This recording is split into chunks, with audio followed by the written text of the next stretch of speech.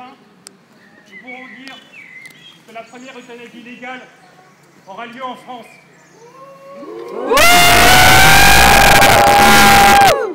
Non. Et tous ceux qui se frottent les mains à voir cette échéance, demain diront, et vous voyez dans quelles conditions il est mort, il faut abroger la loi Leonetti et faire une nouvelle loi.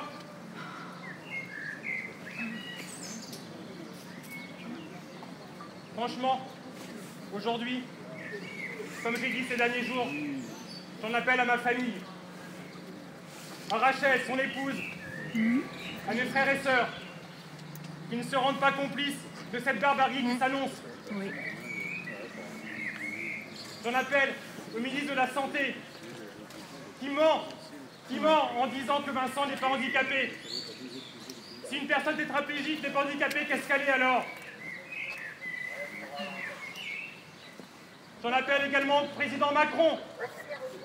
Il n'y a que lui maintenant, qui peut faire changer la donne. Il s'assied sur les conventions internationales. Il crache au visage de Vincent. J'en appelle également à tous ceux qui ont un pouvoir quelconque pour faire arrêter cette barbarie. C'est vraiment une barbarie. On vous ment en permanence. Vincent n'est branché à aucune machine.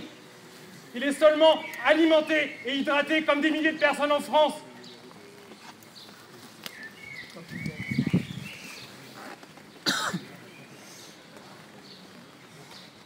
Nous ne savons même pas à l'heure qu'il est.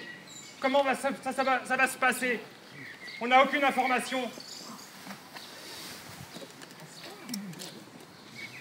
Oui. Transfert. Et c'est bien ça le problème. Et cette question va nous hantir toute notre vie. Ah oui. Pourquoi on refuse le transfert de Vincent dans des établissements spécialisés?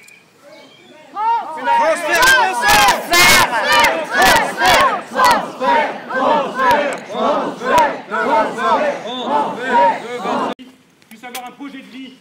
C'est un projet de mort.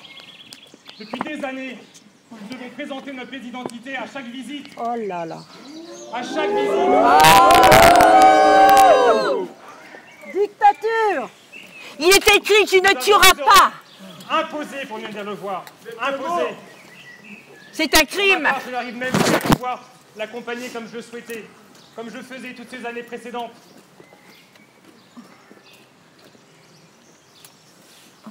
La vie. Juridiquement, certainement, on a été certainement au bout, bien que nos avocats, nos formidables avocats, qui se battent.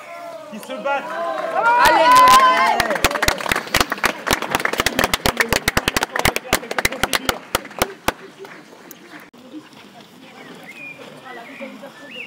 Mais forcément, c'est évident. Les autistes, les vieillards, les malades. Toutes les personnes qui seront en situation de dépendance. Mais nous sommes dans le pays des droits de l'homme. Mais on devrait justement prendre soin de toutes ces personnes vulnérables. Bien sûr.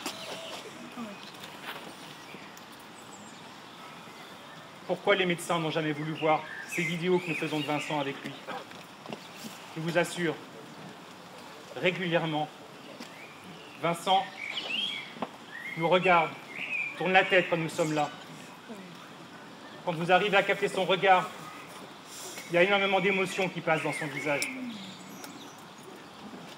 Lorsque le docteur Sanchez a décidé de nous annoncer sa décision finale, mes parents à qui nous avions demandé d'aller prendre un petit peu de repos, ils pensaient que ces 6 mois qui étaient imposés à la France allaient leur permettre de reprendre un petit peu de force. Ils venaient d'arriver, et là, un mail apparaît, annonçant la décision de mort sur Vincent.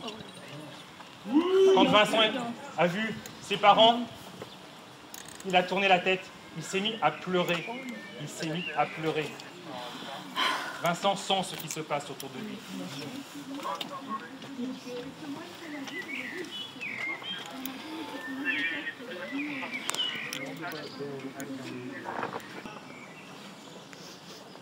Il y a une place qui est prête, qui attend Vincent. Nous n'avons jamais eu de projet de vie pour Vincent. Jamais, jamais, jamais. Les médecins manquent d'humilité.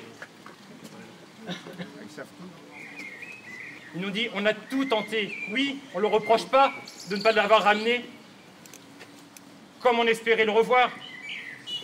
Mais maintenant, son état est stabilisé depuis des années. Avant d'être à Sébastopol, il était à la résidence des Capucins, pas très loin d'ici. Nous pouvions le sortir en fauteuil. Nous pouvions partager des moments familiaux avec nous. Il était parmi nous. Il partageait notre vie. Depuis qu'il est arrivé à Sébastopol, il n'a jamais remis le nez dehors. Il ne sait même plus ce que c'est que le vent qui passe sur son visage. C'est honteux! C'est honteux! C'est scandaleux! Application On du droit demande qu'il soit mis en international. fauteuil. Macron fermé. On demande que la circulaire de mai 2002 soit appliquée sur Vincent. Elle ne l'est pas, elle ne l'a jamais été. Et vous savez, on vous dit qu'ici, c'est un établissement spécialisé. Mais il n'y a plus de lits. Les lits sont fermés en EVCEPR. Vous allez à l'accueil, c'est marqué soins palliatifs. Alors qu'auparavant, c'était indiqué soins palliatifs, service de VCEPR.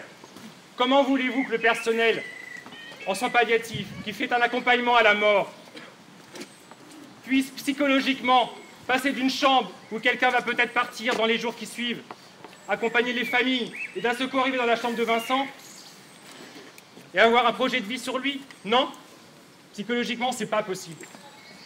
J'en appelle également, justement, à tout ce personnel médical qui n'est pas d'accord. Vous savez, ici, beaucoup sont